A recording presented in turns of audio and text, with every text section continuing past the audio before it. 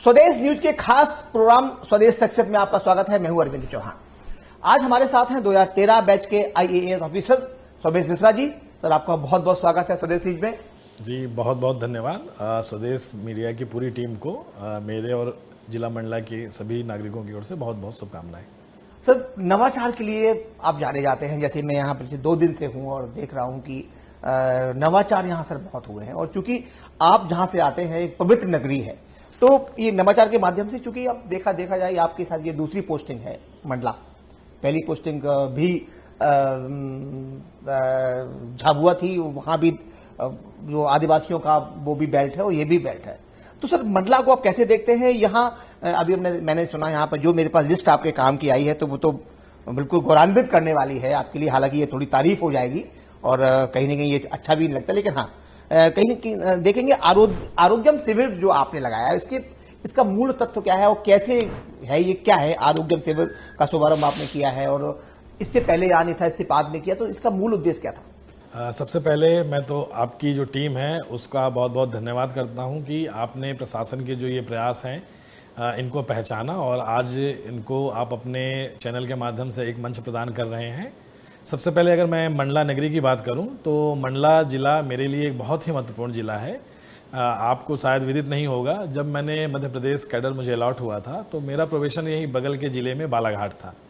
और इसके बाद जो मेरी पहली पदस्थापना हुई थी मध्य प्रदेश में, वो मंडला जिले का जो नैनपुर सब डिवीज़न है, वहाँ पर मैं एज एसडीएम के रूप में मैं पदस्थापित हुआ। तो यह मेरी पहली कर्मभूमि रही है मध्य प्रदेश की। और 1 दशक के बाद पुनः इस नगरी में मुझे माता नर्मदा के तट पे जो ये धार्मिक नगरी है, इसमें सेवा का अवसर मिला।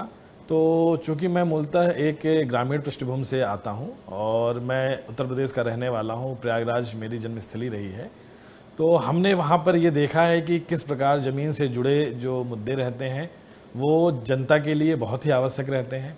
और मध्य प्रदेश शासन की जो हमारे जो विजनरी प्रधानमंत्री हैं, विजनरी हमारे मुख्यमंत्री हैं, उनका जो दिशा निर्देश सभी प्रशासनिक अधिकारियों को रहा है कि जनता से सीधे जुड़ के उनके हितों में काम करें और ऐसे काम करते रहे जिनसे जनता का प्रशासन के साथ जुड़ाव हो और सुशासन के मापदंड स्थापित हो। इन्हीं मापदंडों को पूरा करने के लिए मंडला के प्रशासनिक टीम के द्वारा पिछले 10 माह में लगभग 15 से अधिक नवाचार किए गए हैं, जो कि अलग अलग क्षेत्रों से हैं। जैसा कि आप बता रहे हैं कि जो आरोग्यम शिविर है, ये मंडला में परिकल्पना, चूँकि मैं पहले भी कोविड पीरियड में झाबुआ ज़िले में रहा हूँ, जहाँ पर हेल्थ के क्षेत्र में पूरी टीम ने बहुत अच्छा काम किया था। प्रत्येक जो ब्लॉक है उसके 2 ग्राम पंचायतों में एक शिविर लगाते थे और इस तरह हमने 2.5 महीने में पूरे 490 ग्राम पंचायतों को कवर किया। और वहाँ पर हेल्थ की एक टीम जाती थी जिसमें जो 19 तरह की विभिन्न जांचें होती हैं, इसके साथ ही साथ आयुष्मान कार्ड से लेके आयुष के कैंप, ये सभी लगाए जाते थे।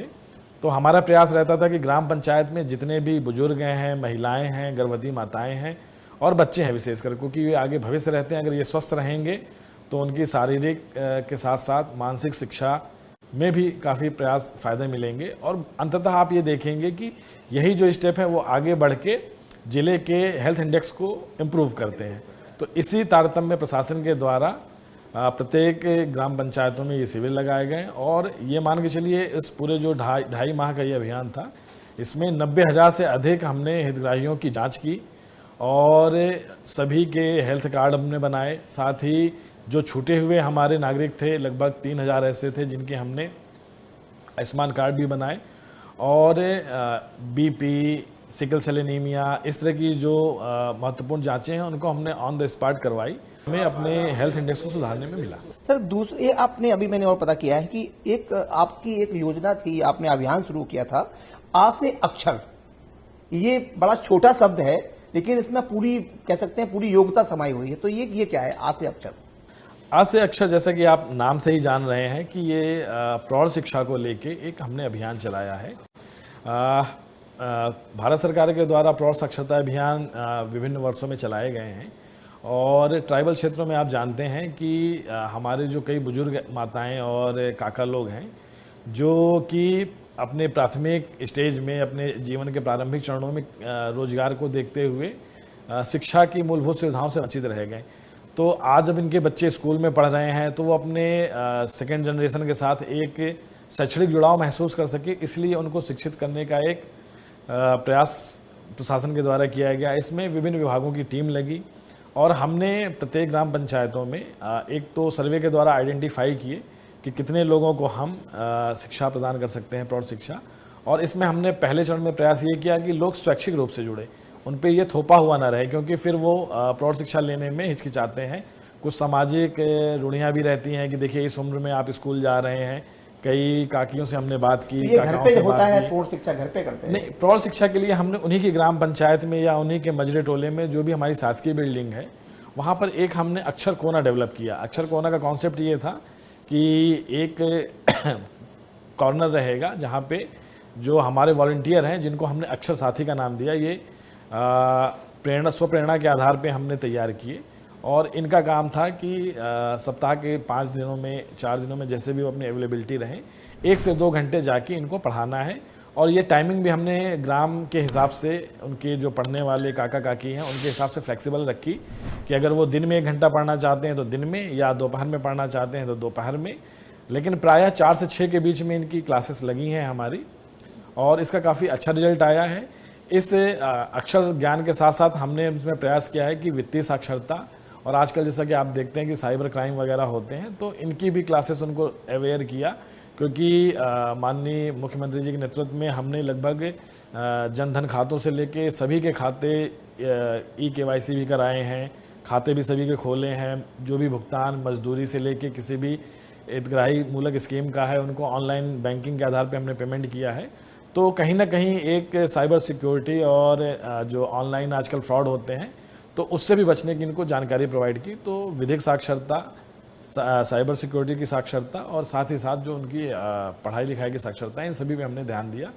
और समग्र रूप से इसमें जो भारत सरकार के मापदंड पे परीक्षा होती है, उसमें अभी फरवरी माह में हमने लगभग 20,000 से अधिक हमारे साथी इसमें बैठे, और उन्होंने लगभग 90% हमारे साथियों ने इस परीक्षा को उत्तीर्ण भी किया। सर, किसी भी देश को विकसित करने के लिए उसके लिए शिक्षा की बहुत महत्वपूर्ण जरूरत होती है। अगर हम बात करें मंडला की, तो मंडला में शिक्षा का स्तर कैसे देखते हैं आप? क्योंकि ये यहाँ नक्सल प्रभावित क्षेत्र भी है, और इसके तहत मंडला और बालाघाट, आज भी यहाँ कोई भी अगर प्रदेश का चाहे कर्मचारी हो, अधिकारी हो, यहाँ आने से थोड़ा कतराता है। उसका विशेष कारण आप क्या मानते हैं? नक्सल प्रभाव अभी भी यहाँ पर है, या धीरे धीरे जिस तरीके से गृहमंत्री अमित शाह ने कहा था कि हम बहुत जल्दी इसे, जो भी ये यहाँ पर नक्सलवाद चल रहा है, उसे खत्म कर देंगे, तो कितना अभी असर है, या लोगों की मानसिकता बन गई है कि ये नक्सल प्रभावित क्षेत्र है? आप तो यही, जैसा कि आप जानते हैं कि जैसा अभी पूर्व में मैंने आपसे बताया है कि ये मेरा सौभाग्य है कि मध्य प्रदेश के जो नक्सल प्रभावित क्षेत्र हैं, जिनमें जो 2 जिले आते हैं, बालाघाट और मंडला, मुझे दोनों जगह सेवा करने का अवसर प्राप्त हुआ है। इसके लिए मैं ईश्वर का धन्यवाद देता हूं। और जैसा कि आप जानते हैं कि जो बाहरी लोग हैं जिन्होंने इस क्षेत्रों में कभी सेवा नहीं की है, तो ये पूरी तरह से गलत है कि यहाँ पर जो आप नक्सलिज्म की इतनी बात करते हैं, इतना नहीं है। चूँकि यह एक ट्रायंगल पे बसा हुआ है, जहाँ पे छत्तीसगढ़, महाराष्ट्र और मध्य प्रदेश के सीमाएँ जुड़ती हैं। तो जब भी समेकित अभियान चलता है, तो एक तरह से ये रणस्थली रहती है। सुरक्षा, सेवा, प्रशासन, सभी के एक समेकित प्रयास से एक हमने अच्छा माहौल तैयार किया है। और जैसा कि माननीय गृह मंत्री जी चाह रहे हैं, उनके विजन को हम लोग पूरे तरह से धरातल पर उतारेंगे, और अग्रिम कुछ समय में इन सभी विचारधाराओं का पूरी तरह खात्मा हो जाएगा। सर, स्वर्ण कवच योजना है एक, वो उसका क्या है? कैसे स्वर्ण कवच नाम आपने दिया है, उसका क्या मूल? जैसा कि हम देखते हैं कि जो हमारे प्राचीन ग्रंथ हैं, आयुष डिपार्टमेंट से रिलेटेड, जी, प्राचीन जो हमारे ग्रंथ हैं और भारतीय जो हमारा ज्ञान, इतिहास, संस्कृति रही है, वो सभी क्षेत्रों में एक विशिष्ट श्रेणी को उसने प्राप्त किया है। तो आयुर्वेद में आप अगर गहराइयों में जाएंगे तो स्वर्ण प्राशन एक संस्कार है, जिसमें आप स्वर्ण प्राशन के द्वारा जो शारीरिक आरोग्य है उसको आप वृद्धि करते हैं। तो इसी को संज्ञान में रहते हुए आयुष डिपार्टमेंट और स्वास्थ्य डिपार्टमेंट, साथ ही साथ महिला बाल विकास, इन तीनों विभागों के सहयोग से जो यहाँ पर कुपोषित हमारे बच्चे हैं, जिनको हम विभिन्न श्रेणियों में सैम, मैम, इनमें बांटते हैं, तो हमने सबसे पहले सैम बच्चों को टारगेट किया अपने ज़िले के, जो लगभग 1200 से अधिक बच्चे थे। और प्रथम चरण में इनको हमने स्वर्ण प्राशन, जो कि आप जानते हैं हर महीने में एक पुष्य नक्षत्र आता है, तो पुष्य नक्षत्र के दिन ही ये दवाई दी जाती है। ऐसा क्या इसे लगता नहीं कि अंधविश्वास को बढ़ावा देने वाली स्थिति है ये? नहीं, इसका साइंटिफिक पहलू है जिसको अच्छा, अच्छा। आयुष डिपार्टमेंट की स्टडी ने इसको प्रूव किया है। अच्छा, अच्छा। और उस स्टडी के बाद ही जो गवर्नमेंट ऑफ आयुष डिपार्टमेंट है, इसके द्वारा जो रिकमेंडेड दवाइयां हैं वही प्रोवाइड उसे कराई जाती एक हैं। ही दिन वो कोई दिन फिक्स किया हुआ हाँ, है? वो जो पुष्य नक्षत्र का दिन होता है तो उसी दिन फिर हर महीने में आता है। तो इसकी जो डोज होती है एक बच्चे के लिए लगातार 6 माह तक इसको दी जाती है। तो लिक्विड के रूप में ये उपलब्ध है और लिक्विड के रूप में बच्चों को हमने जिस प्रकार पोलियो की खुराक देते हैं उसी तरह इसमें हम स्वर्ण कवच में इनको 2 बूंद स्वर्ण प्राशन के कराते हैं और इनको हमने रेगुलर मॉनिटरिंग में रखा। इसके साथ ही साथ सुपुष्ट बला युक्त एक तेल होता है आयुर्वेदिक, जिससे इनके बच्चों के हाथ पैर की शरीर की मालिश होती है, जिससे उनमें जो कुपोषण से जो कमजोरी है वो भी दूर होती है। और इसका मतलब 6 महीने के बाद अगर हम देखते हैं तो प्रथम चरण का काफ़ी एक हमें सकारात्मक रिजल्ट लिखा है और लगभग 70% से अधिक बच्चे हमारे लगातार निगरानी के माध्यम से और तीनों डिपार्टमेंट के सहयोग से उनके परिवार के सहयोग से ये अति कुपोषित बच्चों की श्रेणी से सामान्य श्रेणी में आ गए। तो जो हमारे लिए एक अत्यंत महत्वपूर्ण टास्क था और जिसका हमें सुखद परिणाम भी प्राप्त हुआ है। सर लगभग आपने पूरे अगर हम बात करें तो 1 साल अब आपको यहाँ नहीं हुआ है और 20 से ज़्यादा जो हमारे पास अभी लिस्ट निकल के हम बराबर आ रहे थे, देखा था कि बहुत सारे एक आपने नवाचार किए हैं। एक आपका नवाचार आया है अपराजिता अभियान। नाम बड़ा अच्छा लग रहा है, लेकिन अपराजिता अभियान ये किस में आता है, इसके तहत आपने क्या किया? अपराजिता अभियान जैसे कि आप नाम से जानते हैं कि ये जो हमारी कन्या शक्ति है उसको समर्पित एक अभियान है।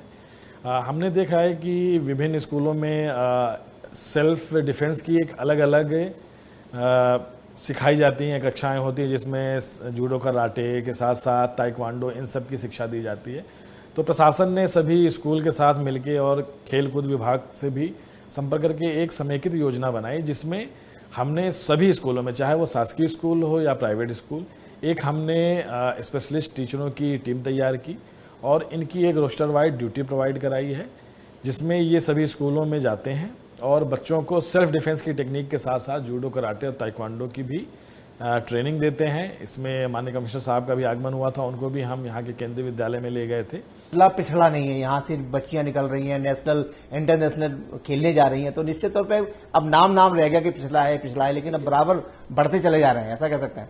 नहीं, जैसा आप ये कह रहे हैं कि पिछड़ा कोई एक टर्मिनोलॉजी ऐसी होती है कि जो आप एक तुलनात्मक रूप से प्रयोग करते हैं और ये एक भावना से जुड़ी होती है। तो मैं ये आपकी जो बात है वो पूरी तरह खारिज करूँगा कि यहाँ के लोगों में किसी भी तरह का पिछड़ापन है। हमारे जो बच्चे हैं, हमारे जो नागरिक हैं, वो सभी यहाँ से आप देखेंगे मंडला से हमारे IAS IPS भी निकले हैं जो आज PMO तक में सेवा कर रहे हैं।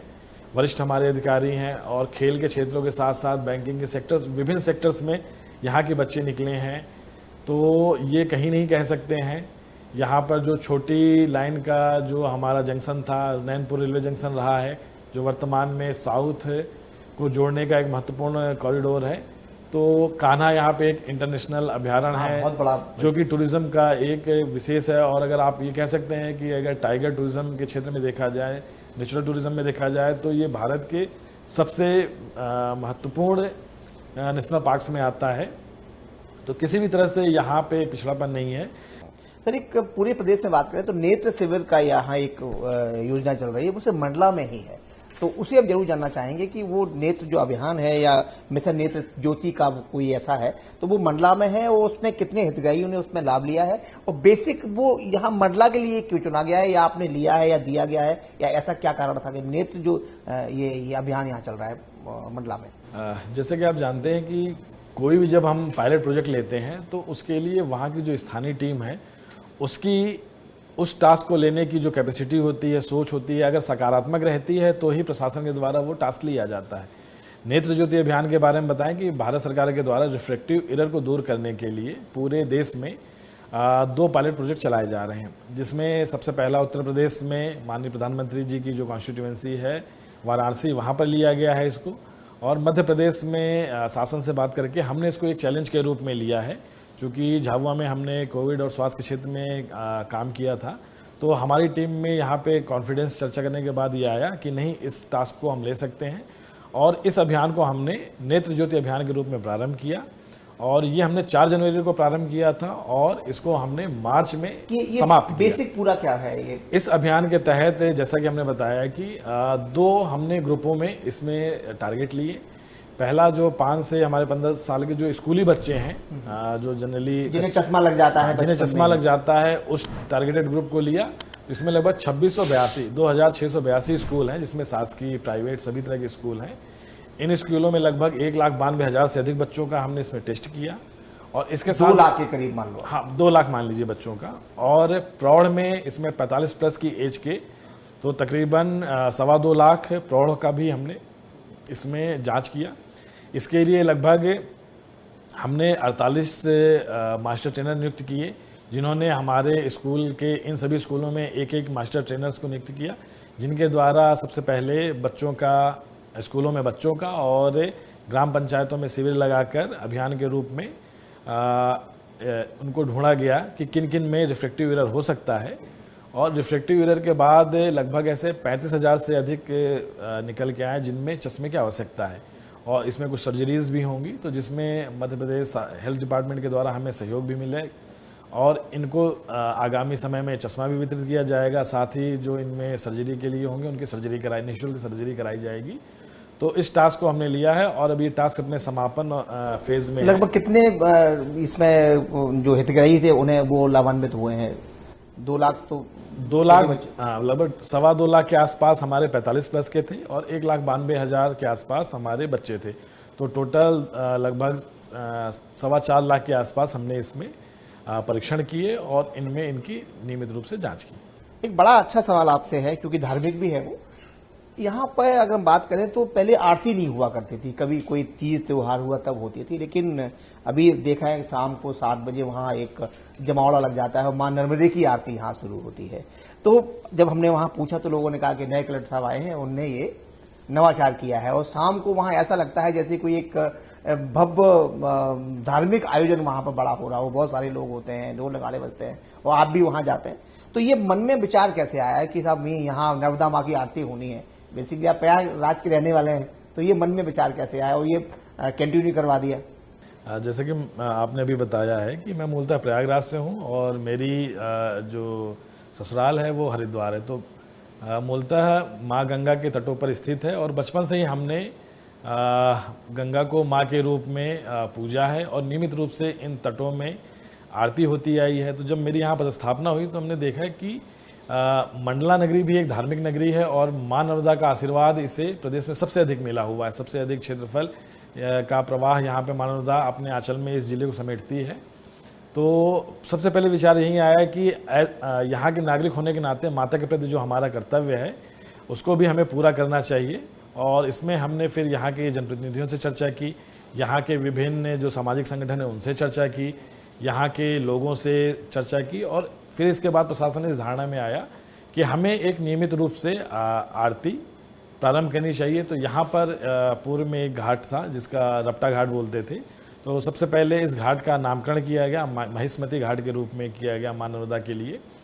और इसके पश्चात यहाँ पर हमने पंचचौकी आरती का प्रारंभ किया। इसके लिए हमने जबलपुर से टीम भी बुलवाई और हमने जो हमारे आरती के साधक हैं उनका प्रशिक्षण कराया।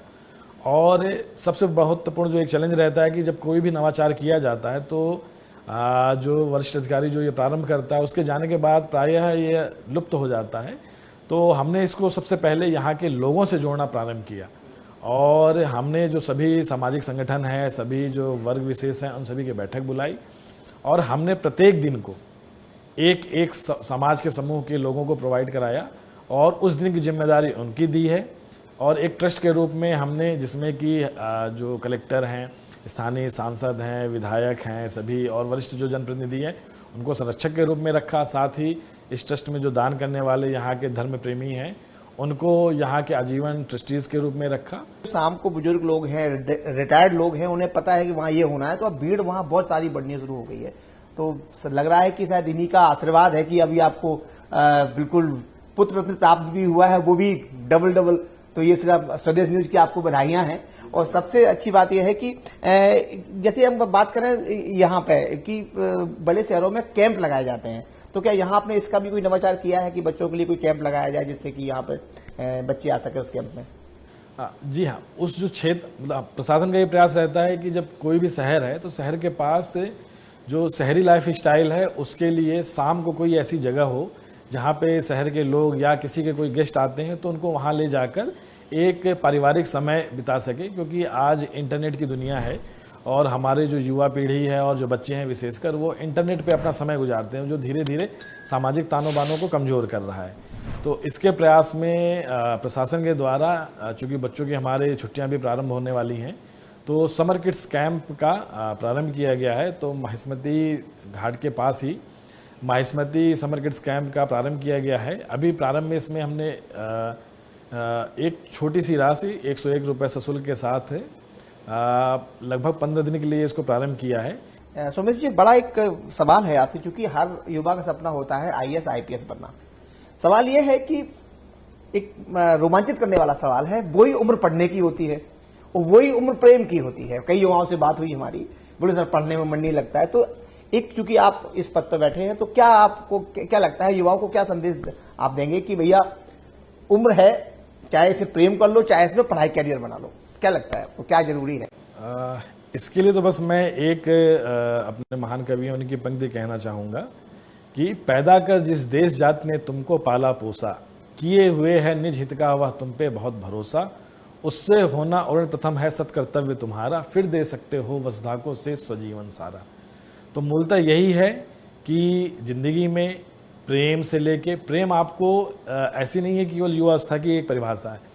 यह जब आप बच्चा जन्म लेता है, जब से वह प्रौढ़ अवस्था में जाता है, तब तक विभिन्न चरणों में विभिन्न रूप से आपको प्रेम का परिचय होता है जीवन में।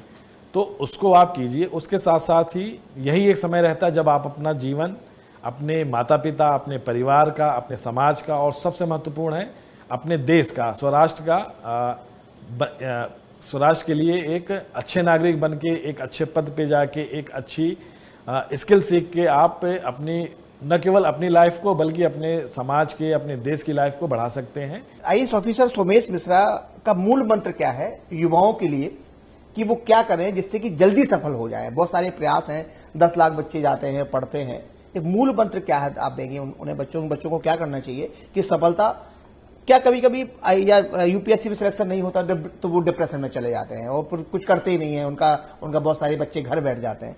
तो क्या इसमें कोई विकल्प भी होना चाहिए साथ में? नहीं साहब, अगर आप यूपीएससी फाइट नहीं कर पाए, क्रैक नहीं कर पाए, तो दूसरी जॉब कर लें, डिप्रेशन में नहीं आए। बहुत सारे ऐसे भी हैं कि डिप्रेशन में चले जाते हैं, कुछ कर ही नहीं पाते। तो क्या मूल मंत्र क्या होना चाहिए? देखिए, जो यूपीएससी की तैयारी है वो न केवल एक नौकरी की तैयारी है, बल्कि वो आपको जीवन जीने की तैयारी के रूप में तैयार करता है। यूपीएससी की तैयारी के लिए जो मूल मंत्र है वो परिश्रम है, और अनवरत रूप से परिश्रम, और कभी हिम्मत ना हारने की प्रेरणा है। तो जो व्यक्ति हिम्मत नहीं हारता और लगातार परिश्रम करता है, तो जीवन के किसी भी क्षेत्र में, जिस क्षेत्र में भी वो आगे बढ़ता है, वो अपना नाम कमा लेता है। आप देख सकते हैं आज जैसे खेल के क्षेत्रों में कई ऐसे खिलाड़ी हैं जिन्होंने बहुत अच्छी शिक्षा नहीं ली, लेकिन उन्होंने अपने खेल के प्रति जुनून, परिश्रम के रूप में लगातार ऐसा प्रयास किया कि आज वो जीवन के कई जो एक उच्च मापदंड है उससे भी ऊपर जा चुके हैं। तो आप परिश्रम करते रहिए और कभी भी जो आपने लक्ष्य बनाया है, क्योंकि आप का जो मूल्यांकन है वो सबसे बेहतरीन मूल्यांकन आप स्वयं कर सकते हैं। तो आप अगर अपने मूल्यांकन में 100% खरे हैं तो ये मान के चलिए कि दुनिया की कोई ताकत भी आपको पीछे नहीं कर सकती, और आप जिस क्षेत्र में भी जाएंगे उस क्षेत्र में आप उस क्षेत्र की जो ऊंचाइयां हैं उनको, प्रतिमानों को छुएंगे और आप एक सफल व्यक्ति बनकर अपना भविष्य जिएंगे। सर, आपका बहुत बहुत आभार सोमेश जी। आपने जिस तरीके नवाचार यहाँ किया है, और हम उम्मीद करते हैं और जो भी नवागत कलेक्टर यहाँ हैं या जो भी यूपीएससी से क्रैक करके लोग आ रहे हैं, ऐसे नवाचार करते रहेंगे तो निश्चित तौर पे जो सपना हमारी सरकार देख रही है, या हमारे जो बुद्धिजीवी, हमारे जो सरकार के साथ साथ जो लोग हैं वो देख रहे हैं कि हमारा जो देश है अभी विकासशील है, विकसित हो जाए। अगर ऐसे नवाचार होते रहेंगे तो हम जो दाग लगे हुए हैं, बहुत सारे लोग हैं कि जब हम बात करते हैं किसी अधिकारी से तो वो अपने जूनियर से कहता है कि ज्यादा अगर तुमने कुछ किया तो तुझे बालाघाट भेज देंगे या तुझे मंडला भेज देंगे। तो ये सब धारणाओं से निकलने के बाद अगर आप ऐसी नवाचार करते रहे तो निश्चित तौर पर कहेंगे वो जो छवि है वो धीरे धीरे दूर होगी। आपका बहुत बहुत धन्यवाद सोमेश जी, हमसे जुड़ने के लिए। हमारे साथ थे बहुत बहुत धन्यवाद आपका। IAS officer. इनका एक ही मूल मंत्र है कि मेहनत का कोई विकल्प नहीं होता और जिस नवाचार से वो मंडला को संवार रहे हैं तो निश्चित तौर पर कहेंगे कि वो आने वाले समय में जो एक लगा हुआ है कि बहुत पिछड़ा है, उन्होंने हालांकि हमारी इस बात को खारिज कर दिया था कि हम बिल्कुल नहीं मानते। यहाँ के लोग हैं, यहाँ की बच्ची अभी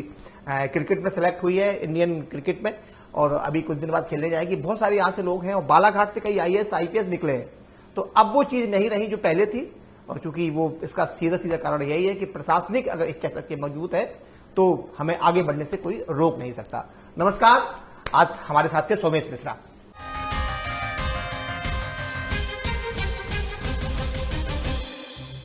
लेटेस्ट खबरों के लिए लाइक, फॉलो और YouTube पर सब्सक्राइब करें, बेल आइकन दबाएं, साथ ही विजिट करें swedishlive.com पर।